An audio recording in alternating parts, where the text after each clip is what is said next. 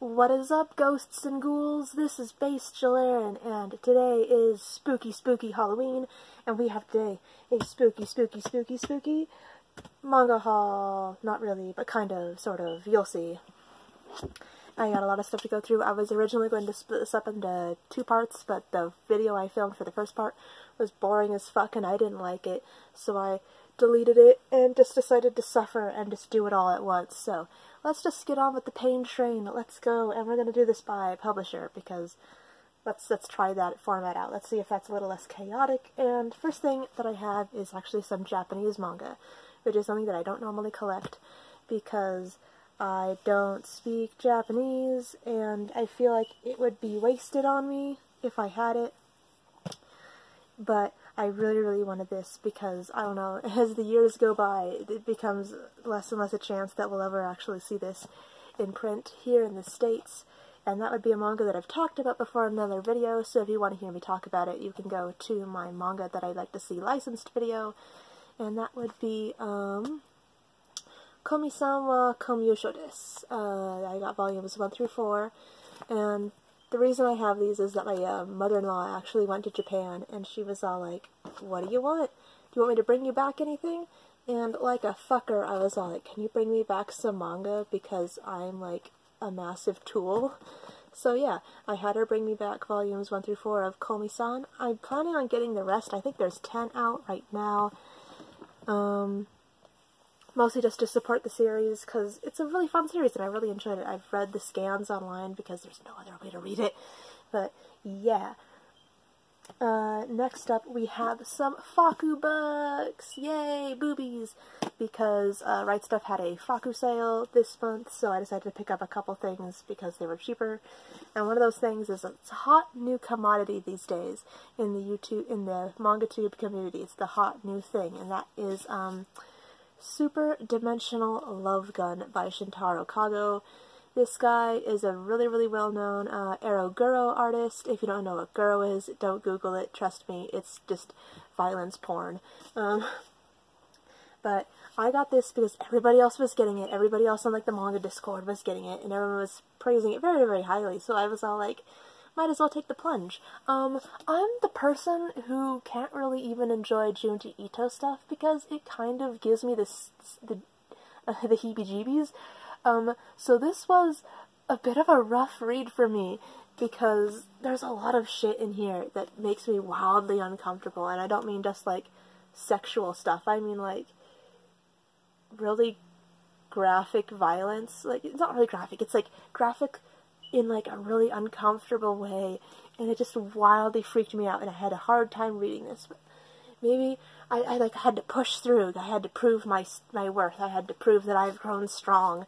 I know we have another one published by Fantagraphics recently called Dementia 21, and I'm planning on getting that. I heard it's not as intense as this one. I really hope it's not, because this was a bit of a sit.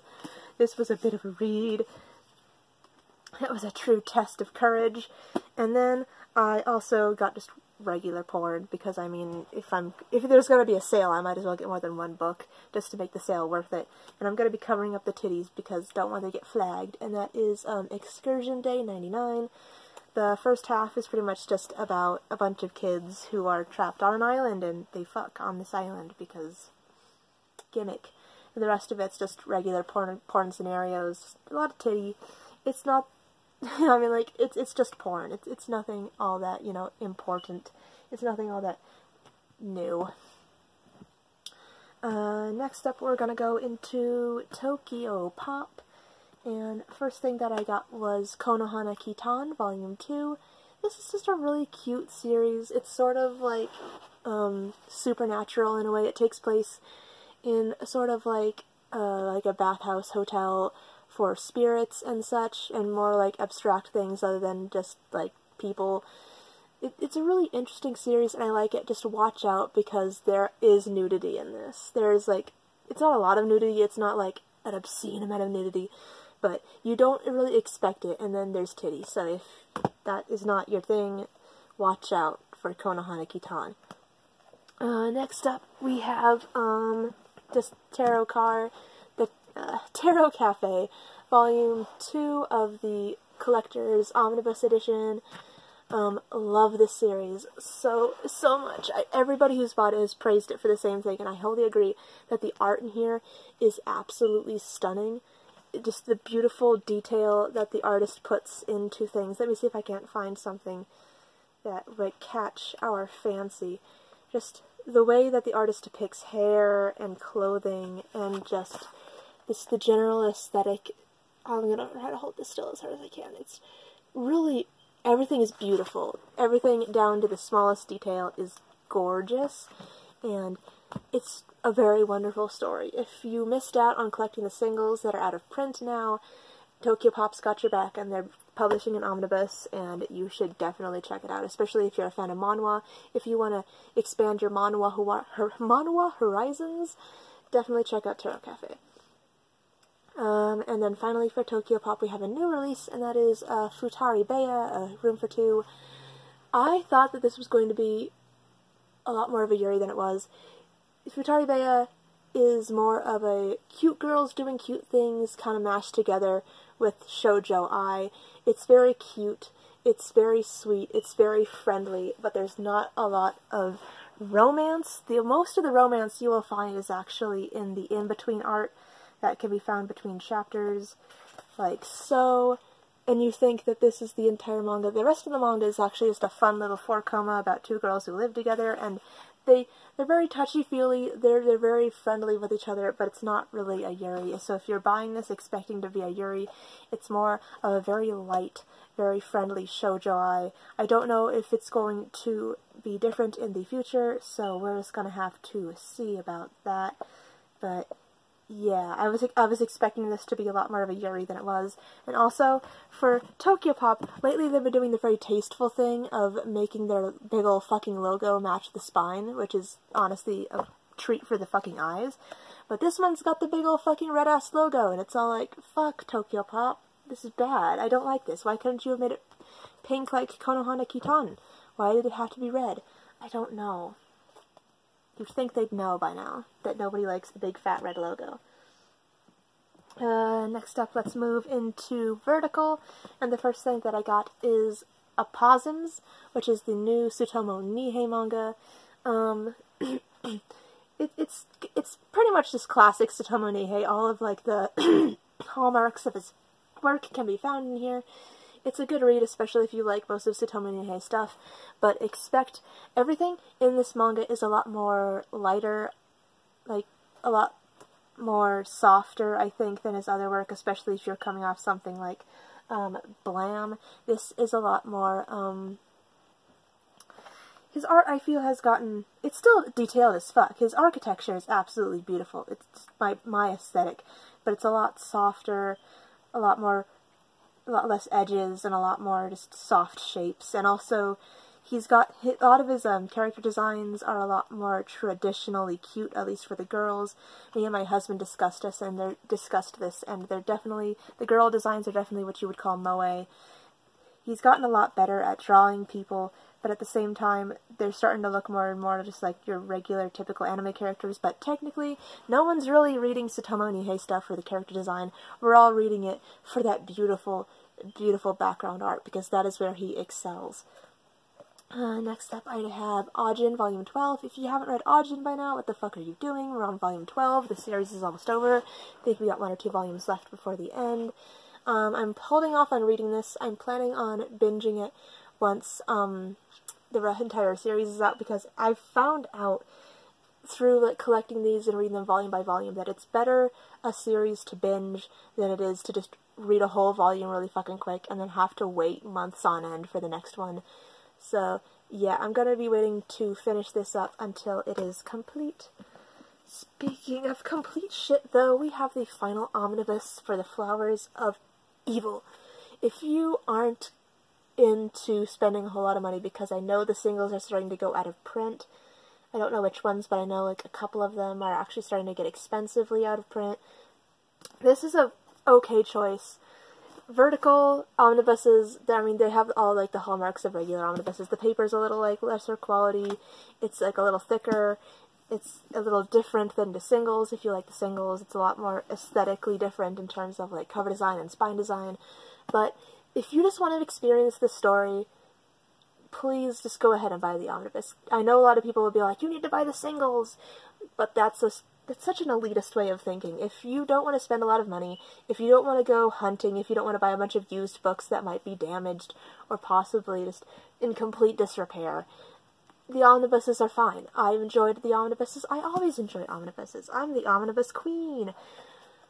And finally, for vertical, we have the much highly anticipated Pop Team Epic volume. I say volume 1, but there's this one, and then there's another one coming out that's called, like, second season. If you watched the anime, definitely get the manga, because there's a lot of stuff in the manga that wasn't in the anime that's fucking hilarious. It's a lot of nonsense humor, especially if you're into that. I absolutely love Pop Team Epic. It's wonderful, and I'm so glad we finally have it in print here, so I can enjoy it both as a TV show and as a manga. It's really, really nice, and I love fucking nonsense humor, so this is right up my alley. Next, we're gonna get into Viz stuff, and first thing that I got was the rest of Banana Fish that I was missing, which is volumes 16 through 19, and now I can finally binge it. I don't know if I'm going to be able to participate in the Tezuka 24-hour readathon, because I just took on a fuckload of art commissions to help raise money to fix my car. I just have a lot of obligations, especially on the weekends. I don't know if I'm going to be able to participate, which really fucking sucks, but that's where my life is right now. I was planning on binging Banana Fish for the Tezuka 24-hour readathon that's coming up, but I got obligations now, so I don't think I'll be able to participate. But I'm planning on binging Banana Fish at some point, maybe if I have like a free night where I'm not busy doing art commissions and such, I'll be able to read Banana Fish, and I'm very, very excited, and I'm glad to finally own the rest. Let's show those covers. Very simplistic, very nice. I like the yellow. It's nice. There's that last volume. Very, very nice. Bless you, Viz, and your Banana Fish reprints. Next up, we have Dead Demons, Dead Destruction, and this is where shit gets real. This is where shit gets very classically Inio Asano. This is where we get peak Inio Asano. Shit's gonna we are finally there, lads. There's a part in this manga, and maybe if you've read it, you know exactly which one I'm talking about, that goes from, like, it's kind of weird because Inio Asano is writing this manga about, like, young teenage girls, and it's got some of his hallmarks, but it feels kind of strange, to, this is an Inio Asano manga. Ready your feels, your heart's gonna fucking break. Yeah, I love that's a timoni. Hey, fuck. I've been holding off saying that the entire time. Inio Asano. I absolutely adore his stuff. I can't wait for the next one. I'm very, very excited. We're finally getting into the good shit, lads. Next, we have, it's going to be kind of weird saying this in my collection, especially since I don't own the previous volumes, but I agreed with my husband that once this series was finished, that we would start buying it, but only once it was done. It finished this month, so to commemorate the fact that we are going to start collecting this long-ass, very infamous, maybe famous, depending on your opinion, shonen, and that would be Bleach. This is the final volume, volume 74. I got 73 more of these motherfuckers to buy. Probably going to be buying the box sets to save on money and sanity. We'll see. I know that the first box set is going for pretty cheap on Amazon, so next we just kind of got the very expected, if you collect the series, of course it's going to be in your haul, and that's going to be My Hero Academia. The only problem I have with this book is that this is kind of a misprint, and I don't like rebuying manga, so fuck me. And that would be the fact that the cover was miscut. Like, completely. The inside, totally fine. It's not as bad as the front, which I was really scared, because I saw the cover, and I saw the spine, and I was all like, oh no, I really hope that the inside wasn't miscut as well. But the art appears to have been untouched by this misprint, and that would be the fact that something horrible happened. You can tell by looking at the logo especially how far apart they are from each other. Something happened while printing this book, and I'm very sad. It's definitely going to be weird having, like, the sort of consistency of the spines. It's kind of disturbed, but I'm not that picky a person. it's not going to be that big of a deal for me. It's not a absolute deal breaker. I'm not heartbroken or anything, but it's gonna suck just a bit. It's gonna suck. And finally, we have a light novel, and it's one I've actually started reading, and that would be Nier Automata, Long Story Short. This is a novelization of the video game. If you've got no time to play the Nier Automata, which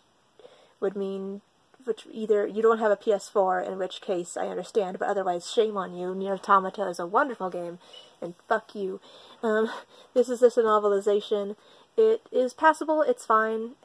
Obviously you're going to lose some things when going from a very dynamic, very wonderful beautifully, visually wonderful video game to a novel, but it's fine. It's good. I want to support the Drakengard just shit. I love Nier. I love Drakengard.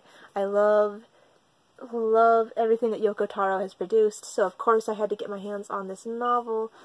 But yeah, there's going to be one more. It's going to be a short story long. I haven't finished this, obviously, judging by where I've placed this booster pack. So I don't know. I think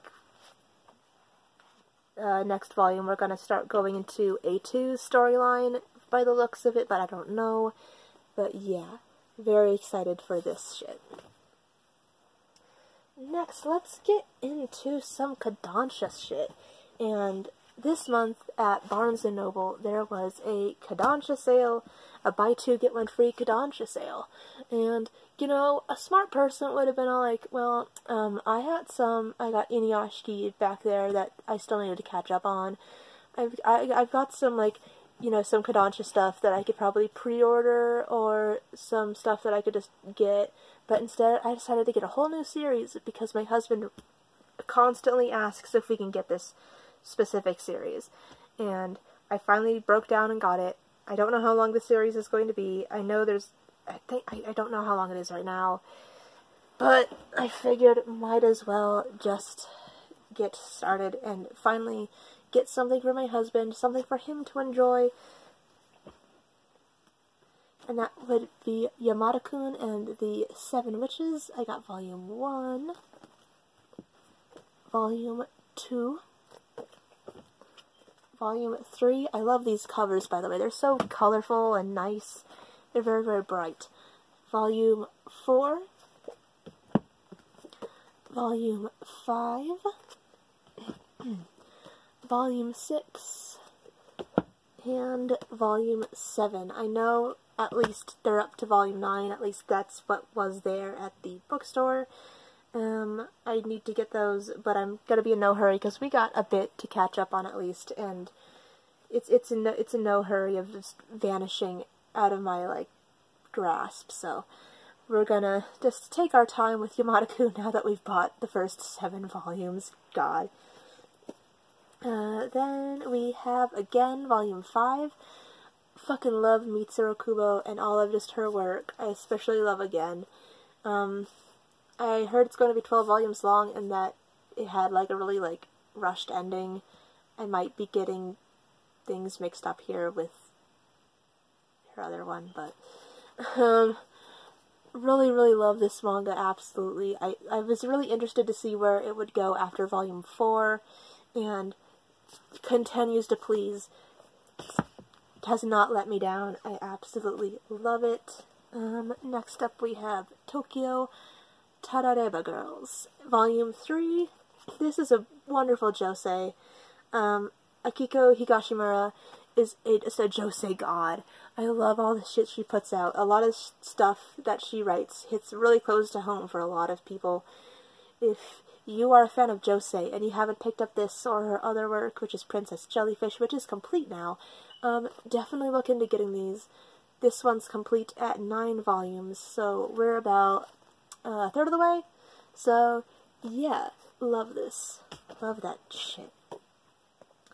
And last for Kodansha, we have To Your Eternity Volume 7.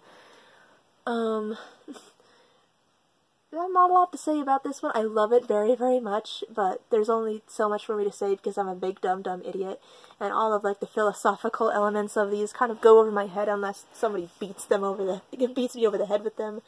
So yeah, I absolutely love this series. I love just the adventures that Fushi goes on and the people he meets and just the overwhelming sadness that comes when they go. Very, very into that. Fuck. Next up, we're going into Yen Press. And first we have Kiss and White Lily for My Dearest Girl, Volume 7. My absolute Yuritopia delight. So many wonderful gay vibes. I love it. I always look forward to these releases. I absolutely love them. Next up we have Teasing Master Takagi-san, Volume 2. I haven't gotten into this one yet. This literally came in yesterday, but I'm very, very excited. I love the dynamic between these two, where it's kind of like vaguely romantic, but it's also kind of one-sided, and it's just very, very cute and wholesome, and I love it very, very much. Next up we have Spirits and Cat Ears, Volume 7. This one is pretty much just entirely a flashback of the two main characters, which is really, really great because we don't really know much about them before the events of the manga, and this also kind of sprinkles in still a lot more mystery as to what happened in their past. Very, very much. I love this series, and it's been a very long time since we've gotten a volume, so it's very refreshing. Next up we have Hakume and Mikochi, Volume 7. I love this manga so much. It is so cute and heartwarming. It heals my very soul to its stone cold core. I love it so much. I love the artwork in this also. It's very, very detailed. It's beautiful, beautiful, beautiful. I'm going to show you some color pages that are actually in it. I just love the detail that the author puts into like the environment and especially the clothing and just the world that these characters live in. It's just very, very beautiful on top of being just heartwarmingly cute. I definitely highly recommend it if you haven't gotten into it already. Next we have Kaguya Guru, Volume 7. This is the point where I stopped reading scans, and so this is all 100% new territory to me, so I'm very, very excited about this. From what I can tell, it's like a student council, like, re-election where the president is, like, planning on stepping down and she's looking for a successor, and of course it's done by gambling, of course, I mean, it's Kaguya Guru. Next up we have Shibuya Goldfish, Volume 2.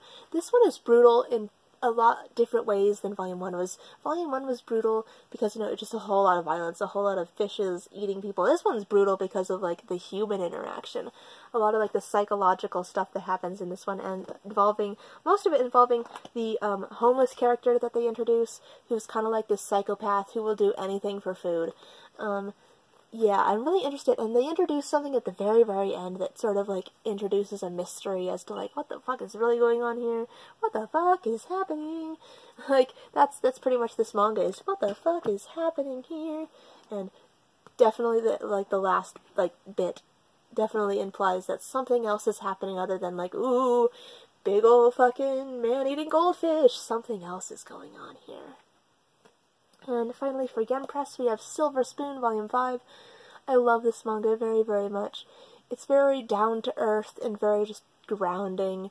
It's a nice volume to read after you've read a lot of, like me, a lot of, like, Shintaro Kago, and a lot of sci-fi, and a lot of just brutal shit.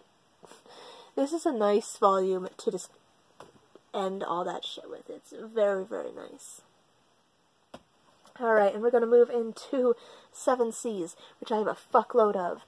I have, as always, I have mostly, like, out of all the publishers, the most shit that I got was from 7 Seas.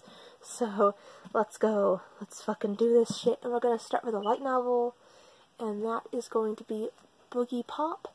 This is the republication omnibus format of the light novels that they published a very, very long time ago in single volumes, but those are out of print, and they never actually finished the series. So I really do appreciate that they are coming back with this series, and they're planning on finishing it to completion, and we get to enjoy it without having to go online and pay ridiculous amounts of money for books.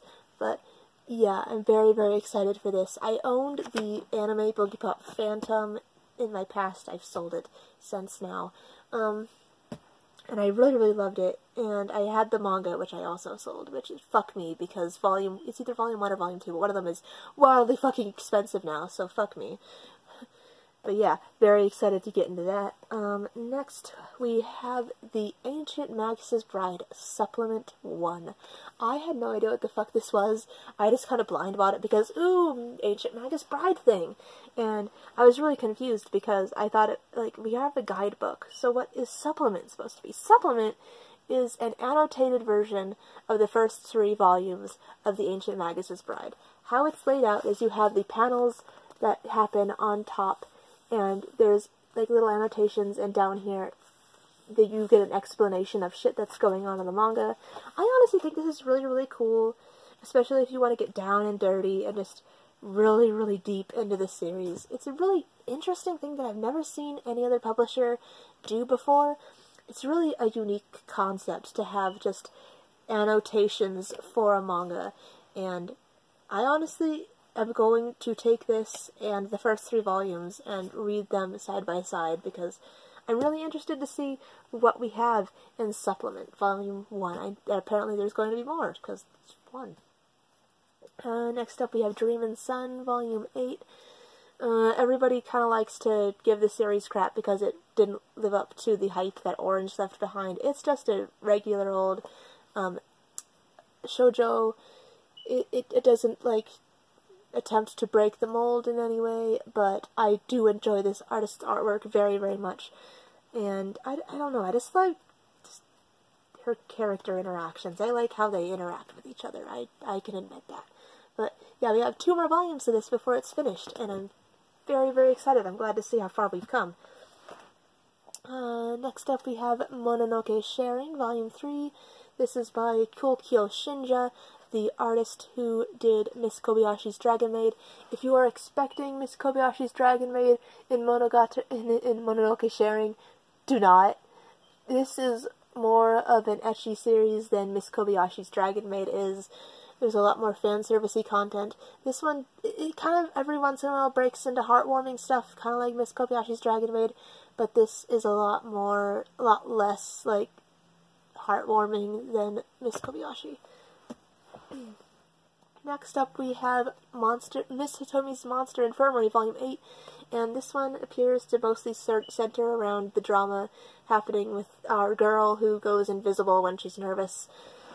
I'm gonna get introduced to a lot of other, like, different characters too, but I love this series so much. I love the artwork, and I love the characters. I love how it mixes kind of, like, weird, pervy, sort of kinky shit with, like, actual, like, life lessons, and just very, very deep, very meaningful, like, topics. It's really interesting. I highly recommend it. Next we have the Voynich, I don't know how to pronounce it, Hotel, Volume 2. I'm gonna wait until Volume 3 comes out. I loved Volume 1, so I feel like I'm guaranteed to love the other 2. The artwork in here is, like, deliciously unique and kind of, like, dark. There's a lot of dark humor in this. I love it very much, and I can't wait for Volume 3 so I can finally finish the series. Next up we have Yokai Girls, Volume 4. A lot of action in this one. This one, oh, excuse me, fuck. This one has, you know, it's pretty much your Monster Musume with Yokai Girls instead of Monster Girls, but I don't know how much fighting was in Monster Musume, but this one has a lot of action, a lot of fight scenes, a lot of titty, but a lot of fight scenes. It's really interesting. Next up we have Spirit Circle, Volume 5. We got 1 more volume to go before the series is over, and I am eagerly waiting to see what the fuck that entails. Next up we have Fairy Tail Battle Royale. This one is a lot more, it feels a lot more like Madoka than a Battle Royale, you have this sort of concept where people are asked to make wishes in order to become protagonists of classic fairy tales. We have our girl on the cover who makes a wish that everybody in her class would love her, and in turn she becomes Alice, and she winds up swept away to another world, which is not as much isekai as I make it out to be, where she has to fight for her life against, like, zombies from other, fairy tales, but it's not very battle-y. It's a lot more like survival in an unfamiliar world, and you gotta be Alice. That's who she is. She becomes Alice from Alice in Wonderland, and yeah, I'm interested to see if there's going to actually be more of a battle-y sort of theme. We're just gonna have to see about that. Next up, I love this so much. There's a couple of manga that I was looking forward to this month, and this was definitely one of them. This is SATACO and Nada, and this is an autobiographical manga about a Japanese girl who moves to America for college, I think, and she winds up rooming with a Muslim girl named Nada. And one thing that I love about this manga is that you learn a lot of things about the Muslim culture and religion in a really organic, really kind of fun way. It's a melting pot sort of a manga, because you learn about, like, the Muslim culture and religion. You learn a lot about Japanese culture. It's a very lovely story, and I absolutely enjoyed it very, very much. I can't wait for volume 2, whenever that's going to be. But I just love all the characters in this manga, and I love the things that you can learn from this manga. It's a very nice manga, especially for our current day and age. We definitely need manga like this. The other manga that I was looking forward to so much, I follow this artist on Tumblr. I love his fucking work. I love this artist because this is Plussized Elf, Volume 1, and I gotta tell you guys, I fucking love chubby girls. I love tummies, I love thighs, I love chubby girls, and this manga is my heaven. We have our main character, who is this chubby elf, and we have a bunch of other characters. We have a dark elf who she works in retail, so she doesn't have a lot of, like, time to exercise, so she's gotten, like, she's got big thighs and a big butt. And then we have, like, a mermaid girl who's got flabby arms, and then you have, like a plant girl who's got really big boobs, but she's also kind of, like a very round character. And none of these characters are typically anime skinny. They are all chubby in their own ways. I wish I could show you this picture, but there's boobies. But it's just, I love the chub. I love realistically shaped bodies. I mean, of course, I like skinny girls too. I like girls in general. Girls are just really fucking nice, you guys. You got me on a weird bisexual rant where I talk about how much I love women. But this is just so wonderful. There's like an ogre woman who's muscly as fuck, but she's got a belly because she loves alcohol too much, and you guys, I'm so gay for this manga. I love it so much. As soon as 7 Seas announced that they were publishing this, I had a party. I love this so much. We need more manga with chubby characters. It's just so good. It's just so good. I love it so much. My heart. Oh, man. Oh, jeez. Oh, man, I gotta calm down. So, next up we have Made in Abyss Volume 4, which is a great way to turn me off, because, there were two things I thought while reading this manga. One was, that's way too much small little child titty. There should be 0 little child titty, and that's too much. This is too much. And then my second thought was, there was a lot of piss. There was a lot of instances where it's all like, this person has pissed themselves, and it's all like, thank you. But, I mean, the story of Made in Abyss is so unique and so interesting, and the world that this artist builds is so cool and dark and just fucking amazing. But why the weird fetishy shit just thrown in catches you off guard? It's all like, gross, don't like that, don't like the titties. I'm conflicted about Made in Abyss. I'm constantly conflicted, and every single time I crack a new volume open, I'm like, okay, where's the problematic shit? Where's the underage nudity in Made in Abyss this time? Just, I don't know. I don't know what to do. I love, fuck. Next up we have Harukana Receive Volume 2. I love this manga. I'm not a very big fan of sports manga. I'm not a very big fan of just your typical shonens, of typical, like, sort of shonen sports. But this one, I don't know, maybe it's the female element, the female bonding element. There's a big female bonding element in Harukana Receive that I absolutely adore. It's not even romantic love, especially between the two leads, who I think are cousins, but it's just friendly girl bonding, just being the closeness of girls, and just, I love it very much, and it's mixed with sports, and you got your typical sports manga tropes, you got your tournament arcs, but it's got this wonderful, beautiful bonding element between women that that you see a lot in, you know, sports manga between dudes, and everyone's like, ooh, yaoi bait. But this is just, I love it, because it's pure, it's women, and I love it. Girls playing fucking volleyball, and bonding, and closeness, and yes. Next up we have Magical Girl Apocalypse Volume 16, which is the final volume, and after reading this, I was like, what the fuck was this manga originally about? Because it veers so far away from, like, the original, like, intent of the first volume, where it's like, there's these killer magical girls on the loose and they're slaughtering people, and then we get into like time travel bullshit, and it's all like, what time period are we in? What's going on? What's happened? What's going on? I feel like I need to go and just binge the series and just experience it from start to finish, just to figure out what the fuck, because Volume 1 is wildly different from Volume 16, and it's just crazy wild ride. Next up we have Nameless Asterism, Volume 3.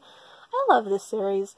I know it doesn't end the way I want it to, but the way it's building up, it feels like it would end with polyamory, but I heard it doesn't, which I'm very mad about, because the way that this series is going on, it's all like, oh, damn it, because it's these girls, they love each other, and it's like, you could all love each other, you could be a unit, you could.